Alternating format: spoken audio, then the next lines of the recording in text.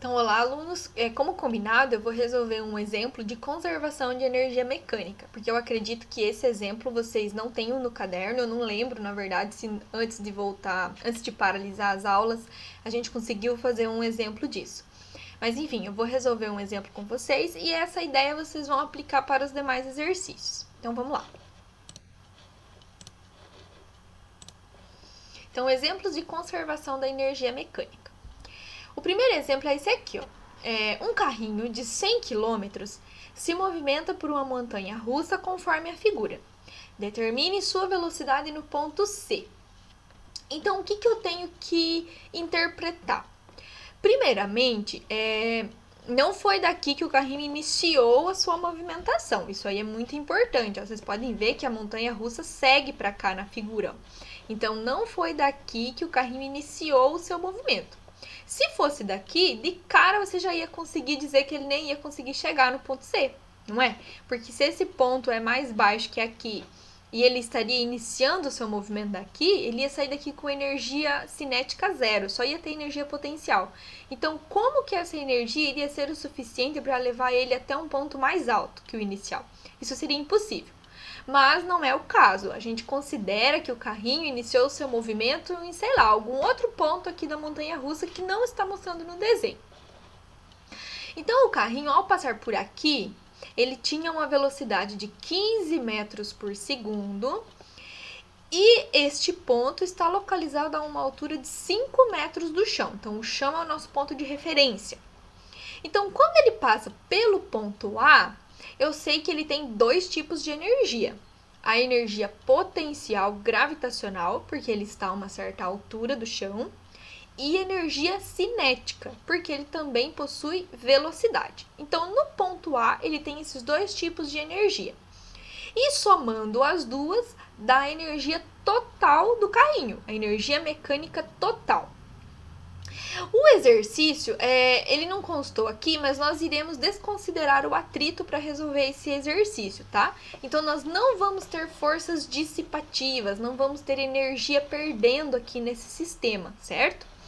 Então, o que acontece? Se nós não temos forças, energia se dissipando, toda a energia que ela tem no ponto A, ela também vai ter no ponto B, também vai ter no ponto C e assim por diante. A energia total do carrinho vai se conservar. O que acontece, por exemplo, quando ele desce aqui no ponto B? Que o ponto B está bem no nível nosso de referência. Então, quando ele chega no ponto B, ele não tem mais altura. Porém, ele vai ter uma velocidade, porque ele vai passar pelo ponto B. Então, quando ele chega no ponto B, toda a energia dele é do tipo cinética. E ele não tem mais energia potencial gravitacional. Quando ele passa por B, ele vai começar a subir. Então, conforme ele vai subindo, a energia cinética começa a se transformar uma parte em energia potencial, porque ele vai ganhando altura novamente, até chegar no ponto C.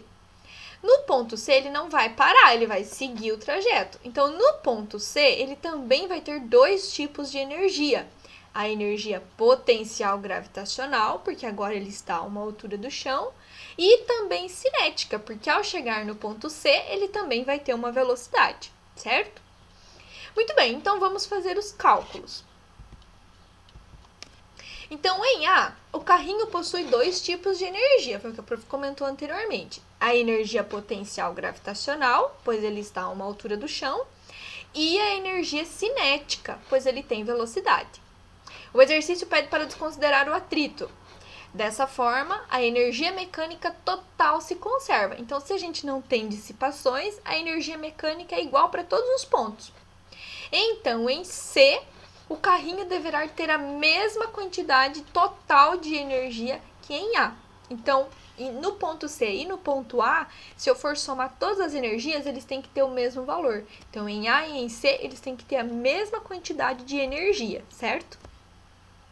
Então, como que eu escrevo isso matematicamente? Eu vou escrever assim, ó, que a energia mecânica em A é igual à energia mecânica em B. Agora eu preciso identificar que tipos de energia constituem essa energia mecânica. Porque energia mecânica, ela pode ser a gravitacional, a cinética ou a elástica. Então, qual dessas que está constituindo essa energia mecânica em cada ponto? Então, em A, como a gente discutiu anteriormente, ele tem energia potencial gravitacional e cinética. E no ponto B, ele também vai ter essas mesmas energias, energia potencial gravitacional e energia cinética. Então, nós vamos escrever isso, ó. Então, no ponto A, ó, tudo que está antes do igual é relacionado ao ponto A. Então, no ponto A, ele tem energia cinética mais energia potencial gravitacional. E no ponto B, ele também tem energia cinética mais energia potencial gravitacional, certo? Agora, a gente vai escrever como que a gente calcula cada uma dessas expressões. Então, tá aqui, ó. A energia cinética é massa vezes velocidade ao quadrado dividido por 2. E a energia potencial é massa vezes gravidade vezes altura. Do outro lado, a mesma coisa. Lembrando que tudo que estiver antes do igual equivalem ao ponto A do exercício. E tudo que estiver depois do igual equivalem ao ponto B do exercício. Então, cuidem para não colocar informações nos lugares errados, tá? Muito bem, agora vamos preencher aqui com o que a gente sabe. A massa do nosso carrinho eu sei que é 100 quilos, então preenchi com 100. A velocidade, ó, essa velocidade é a velocidade do ponto A, ó. Tudo que está antes do igual é do ponto A. Então, de acordo com a figurinha lá, a velocidade no ponto A é 15 ao quadrado dividido por 2. Mais a massa, 100 quilos, a gravidade, 10. E a altura, ó, está antes do igual, equivale ao ponto A. Então, qual é a altura do ponto A? 5 metros. Depois do igual, são as informações do ponto B, que no caso C, né? Ponto B seria o segundo ponto, mas o exercício está chamando de C. Então, vamos lá. A massa, novamente, é o mesmo carrinho, então ele tem a mesma massa, 100 quilos. O V é o que eu estou procurando, qual a velocidade do carrinho quando ele chegar no segundo ponto, no ponto C. V ao quadrado dividido por 2.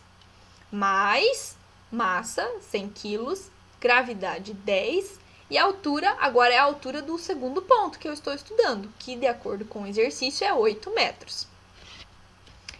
Pessoal, eu acho que eu vou trocar aqui para vocês não confundirem esse ponto B, porque na figurinha também tem um B lá, né? Então, vamos colocar C aqui para ficar tranquilo para todo mundo, tá? Eu tô falando do ponto C, tá, gente?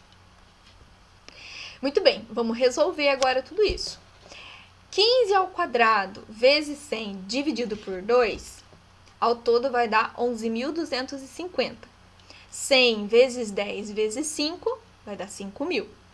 100 dividido por 2 vai dar 50 e ainda sobra o V ao quadrado que está ali. 100 vezes 10 vezes 8 vai dar 8.000. Somando essas duas porções aqui, nós teremos 16.250. O 8.000 eu posso passar ele para o outro lado. Então, ele é positivo, vai passar para o outro lado negativo. 16.250 menos o 8.000 resulta em 8.250, igual 50 vezes V ao quadrado. O 50 que está multiplicando aqui, eu vou passar para o outro lado dividindo. Essa divisão vai dar 165. O quadrado que está desse lado passa para o outro em forma de raiz. Então, a raiz de 165 vai dar aproximadamente 12,84 metros por segundo. Então, pronto, a gente calculou qual será a velocidade do carrinho quando ele passar pelo segundo ponto. Professora, eu não posso fazer essa conta separada? Pode fazer separado, gente, não tem problema. Você pode raciocinar totalmente diferente do que a prof fez. Você pode pensar assim: primeiro vou calcular tudo que tem lá no ponto A. Depois, eu calculo a energia potencial no ponto C e o que sobra eu sei que é a energia cinética. Então, eu aplico o que sobra na equação de energia cinética e calculo a velocidade. Você pode fazer assim por etapas, tudo bem. Eu acho mais fácil você agregar tudo na mesma equação e resolver tudo junto, mas se fizer a parte também está certo. Para os demais exercícios, você vai seguir a mesma lógica. Você vai dividir o processo sempre em duas partes. Ponto A, ponto B. O que está acontecendo no ponto A? Que tipos de energia tem lá? No ponto B, que tipos de energia tem no ponto B? Lembrando que se não tem forças dissipativas, a energia vai ser conservada. Então, o total de energia que você tiver num ponto tem que ser o total que você tiver no outro, certo? Então, o raciocínio, gente, vai ser o mesmo para todos os exercícios de conservação, ok? Então, espero que esse exemplo tenha ajudado e qualquer coisa vocês entrem em contato com a prof. Um abraço!